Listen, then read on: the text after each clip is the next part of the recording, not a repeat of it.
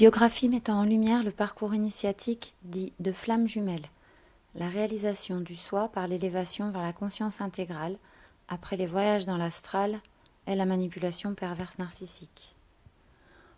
Aux vibrations d'amour de la lumière, du parfum des fleurs et de la musique.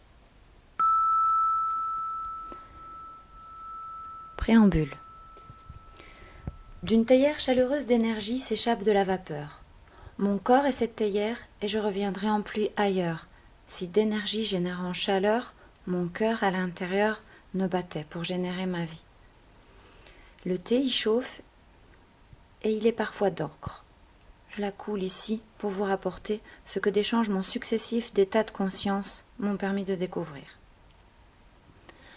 Ici, je relate également mes nombreuses expériences avec l'étrange.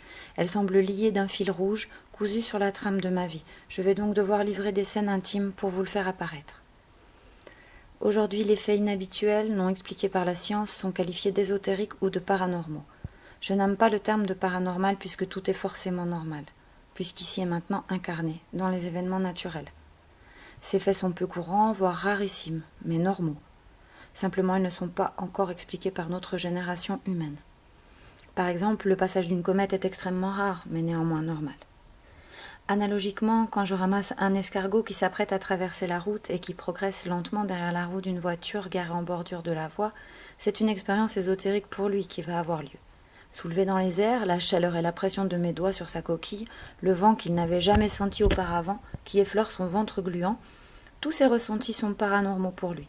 Pourtant, ne s'agit-il pas de quelque chose de tout simple et parfaitement normal de notre point de vue? Au siècle dernier, on brûlait les sorciers et on priait pour exorciser. Nous n'aurions pu ni imaginer ni croire aux technologies qui ont vu le jour depuis. De même, on ne peut réaliser ce que demain sera. On peut donc conclure que tout dépend de l'observateur et de sa position dans l'espace et dans le temps, comme l'explique bien la théorie de la caverne de Platon, ou bien aussi l'image des chiffres 6 et 9, qui, selon de quel côté on se place, apparaissent soit comme un 6 ou bien comme un 9. Seul le point de vue change. Le temps joue donc un rôle important dans la définition des choses et faits normaux. On constate une évolution vers l'acceptation de faits qui étaient jugés anormaux comme normaux au fil des siècles. Cela fait partie du processus d'évolution des consciences. Par exemple, aujourd'hui, le manuel diagnostique et statistique des troubles mentaux, DSM, a remplacé ces vieilles coutumes barbares qui enfermaient ou même éliminaient les cas entre guillemets pas comme les autres. Partout où la religion a reculé, la science a pris le marteau du juge. Mes expériences avec l'au-delà, volontairement provoquées ou non, se sont cumulées tout au long de ma vie depuis mon enfance. Je suis née en 1976. Voici mon histoire, voici mon livre. Il est composé comme un puzzle. Chaque partie, chaque chapitre comprend plusieurs pièces du puzzle qui vont s'assembler au fur et à mesure de la lecture ou de l'écoute audio et donneront une vue d'ensemble globale uniquement à la fin. Un des messages que je souhaite passer avec ce livre est celui que nos choix font nos vies. Je vous donnerai donc lors de la lecture ou de l'écoute audio plusieurs fois le choix de continuer à lire la suite d'un événement en rejoignant un autre chapitre ou bien de continuer la lecture de manière longiline, un peu comme un livre dont vous êtes le héros. C'est vous qui déciderez, comme dans la vie de tous les jours. Vous êtes le héros de votre vie. Elle évolue au fil de vos prises de décision, qui sont elles-mêmes guidées par vos pensées et vos émotions. Nous verrons donc l'importance d'installer un filet à pensée et à émotion dans vos cognitions, afin de les filtrer et de les comprendre. Ce dressage de votre cerveau vous permettra d'avancer avec beaucoup plus de justesse sur votre chemin de vie, et ainsi de trouver le Graal que nous cherchons tous, le bonheur. Chaque lecteur aura donc une avancée dans les faits propres à ses choix et une lecture personnelle de ce livre.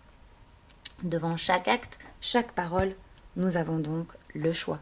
Prenons garde à nos choix, faisons-les avec le cœur, parce que notre âme y vit. Ne laissons pas nos choix à notre ego, qui nous pousse dans la rapidité d'action vers des chemins qui ne sont pas ceux de la lumière divine.